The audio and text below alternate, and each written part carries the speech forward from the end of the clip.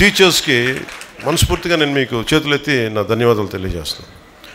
మీరందరూ గ్రీన్ స్కౌట్సా? Scouts.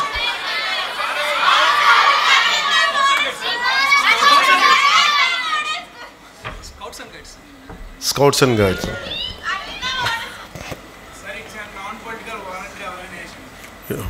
Political ఇబ్బంది కదా. లేదు, స్కౌట్స్ అండ్ గైడ్స్ చాలా ఎసెన్షియల్, చాలా అవసరం. నేను నేర్చుకున్నాను ఈ రోజు నుంచి, కొత్తగా ఎప్పుడు నేర్చుకోవడం సిద్ధంగా ఉంటాను కదా. స్కౌట్స్ అండ్ గైడ్ సాల్యూట్ ఎలా ఉంటుంది? 3 ఫింగర్స్తో ఉంటుందా? ఇదా? Okay, 3 fingers. ఓకే. సో మనస్ఫూర్తిగా salute to scouts and guides.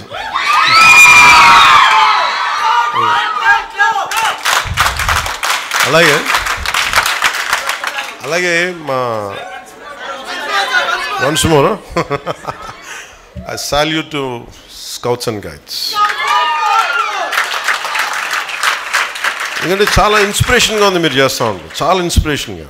ఇందాక చాలామంది, ఆ పాప ఎవరో ఇంకిద్దరు ముగ్గురు అబ్బాయిలు పెయింటింగ్ వేశారు. ఒక పాప వేసిన పెయింటింగ్ ఎంత నచ్చింది అంటే, సగం చిరుతుపులి అనుకుంటా, సగం చిరుతుపులి అస్థిపంజరంలో అయిపోయి 3 వారిన చెట్లు వెనకాల డీరా ఎఫారెస్టేషన్కి అంటే ఎలాగది సగం ఎండిపోయి సగం మొత్తం కాలిపోయి ఎముకల్లో ఉంటుంది.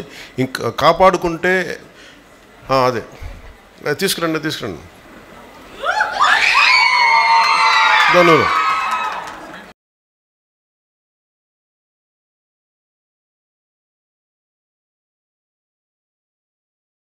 దమ్మా, నీ పేరు?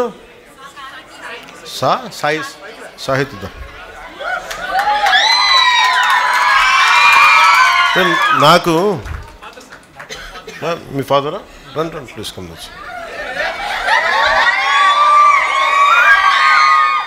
ఓకే, నాకు ఎంత నచ్చిందంటే, ఈ జింక చూస్తే సగం ఎండిపోయింది ఎఫారెస్టేషన్ వల్ల, అదే పచ్చగా ఉండి ఎంతో కళకళలాడుతుంటాయి అనేది చూపించడం మనస్ఫూర్తిగా.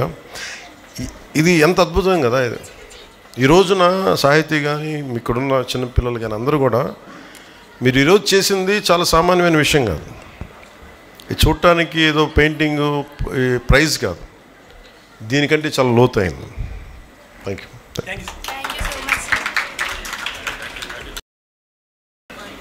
నాకు చాలా చాలా ఆనందంగా అనిపించింది, ఎంత తృప్తి అనిపించిందండి. వాళ్ళకి అలాంటి మీలాంటి వాళ్ళకి మేము ఇవ్వగలిగేది నేను తప్పని పెడతాం. ఇది ఏదైనా సరే, ఇందాక మన చిరంజీవి చౌదరి గారు చెప్పినట్టుగా, ఇది ప్రభుత్వం చేసేదో లేదంటే ఒక ముఖ్యమంత్రి, ఉప ముఖ్యమంత్రి, ఎమ్మెల్యేలు చేసేది కాదు, అందరం కలిపి చేసేది. మార్పు రావాలంటే నాకు చాలా చిన్నప్పటి నుంచి అనుకునేవాడిని, ఓజోన్ లేయర్ దెబ్బతినేస్తుంది, వాతావరణం ఎల్నినో ఫ్యాక్టర్ వచ్చేస్తుంది. భయపడిపోయాను చిన్నప్పుడు. నేను పెరిగి పెద్ద అయ్యేటప్పుడు ప్రపంచం కూలిపోద్దా, ఇంక బతకలేమా, చాలా భయం ఉండేది నాకు.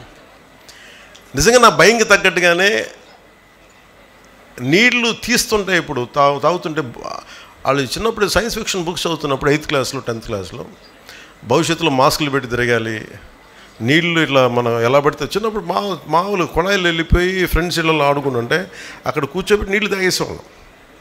అన్నీ బాగానే ఉండే. ఇప్పుడు ఏదన్నా తాగాలంటే భయం వేస్తుంది.